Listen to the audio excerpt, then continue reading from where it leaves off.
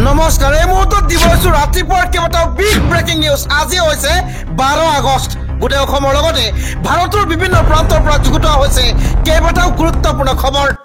মুখ্যমন্ত্ৰী হিমন্ত বিশ্ব শৰ্মাই মিয়া মুছলমানক লৈ কৰিছে কেইবাটাও বিস্ফোৰক মন্তব্য। এজন মুখ্যমন্ত্ৰী হিচাপে তেখেতৰ মুখত এইবোৰ ভাষণ শোভা নাপায়। আপুনি শুনিলে চকু আপোনাৰ কপালত উঠিব। তেখেতৰ মন্তব্য, আমছুৱে যিমান আন্দোলন কৰিব উচ্ছেদ দুটাকৈ বেছিকৈ চলিব।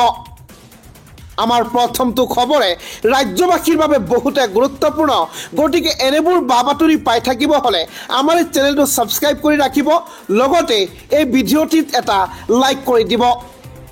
হয়, মিয়া মুছলমানৰ ওপৰতহে উচ্ছেদ হৈছে। সংখ্যালঘু অধ্যুষিত এলেকাত কেতিয়াও উচ্ছেদ হোৱা নাই। আমছুৱে যিমান আন্দোলন কৰিব উচ্ছেদ দুটা বেছিকৈ চলিব অসমত। এবাৰ কঠোৰ হৈছে মুখ্যমন্ত্ৰী হিমন্ত বিশ্ব শৰ্মাই। আমছুৰ প্ৰতিবাদৰ ফলত থমকি নৰয় উচ্ছেদ অভিযান। আমছুৱে যিমান বেছি আন্দোলন কৰিব উচ্ছেদ দুগুণ চলিব বুলি মুখ্যমন্ত্ৰী হিমন্ত বিশ্ব শৰ্মাৰ ডাঙৰ মন্তব্য।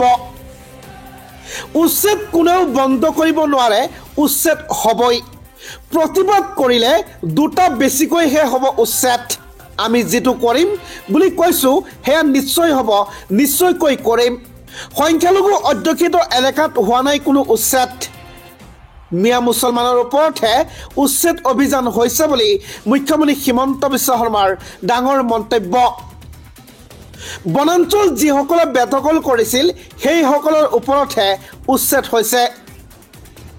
যদি বড়ো মিচিং আছে তেওঁলোকক পট্টা পোৱাৰ যোগ্য। বনাঞ্চলত অজনজাতীয় লোক কিদৰে সোমাব পাৰিছে বুলি প্ৰশ্ন কৰিছে মুখ্যমন্ত্ৰীয়ে।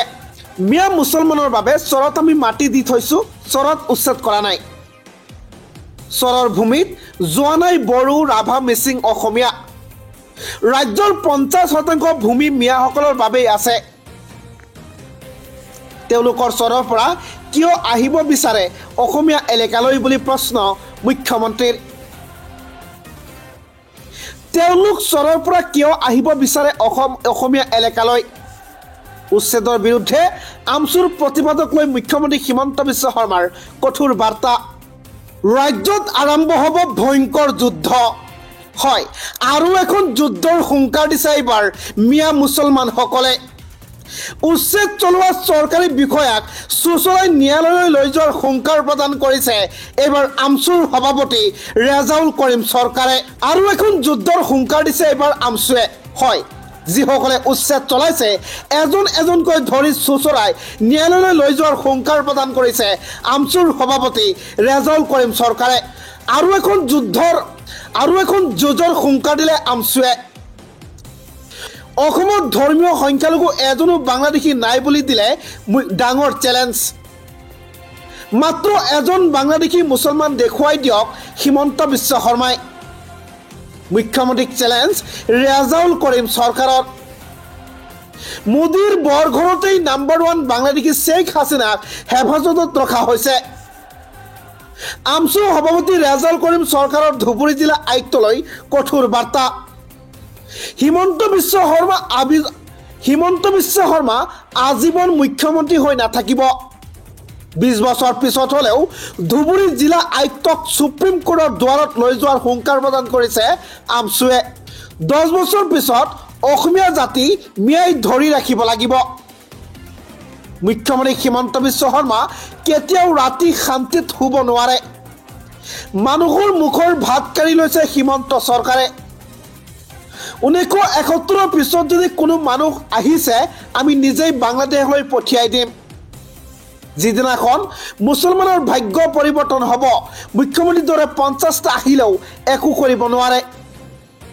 হিমন্ত বিশ্ব শৰ্মা আজীৱন মুখ্যমন্ত্ৰী হৈ নাথাকে, মনত ৰাখক। এখন যুঁজ অসম চৰকাৰৰ বিৰুদ্ধে সুপ্ৰিম কোৰ্টলৈ লৈ যোৱাৰ হ'ব। হুংকাৰ আমছুৰ সভাপতি ৰেজাউল কৰিম চৰকাৰত। যোৰহাটত আবদ্ধ হৈ আছে 40জনতকৈ অধিক মিয়া মুছলমান। হয়, ইতিমধ্যে যোৰহাটত 40তকৈ অধিক সন্দেহজনক বাংলাদেশী মিয়াক আটক কৰি ৰখা হৈছে। ধুবুৰীৰ পৰা বাছেৰে গৈ আছিল মাজুলীলৈ। ইয়াৰ মাজতেই অথন্তৰ জনাইছোঁ সবিশেষ ভিডিঅ'টিত এতিয়াই এটা লাইক কৰি দিয়ক। যোৰহাটত বাছে বাছে সন্দেহজনক বাংলাদেশী মিয়া আটক।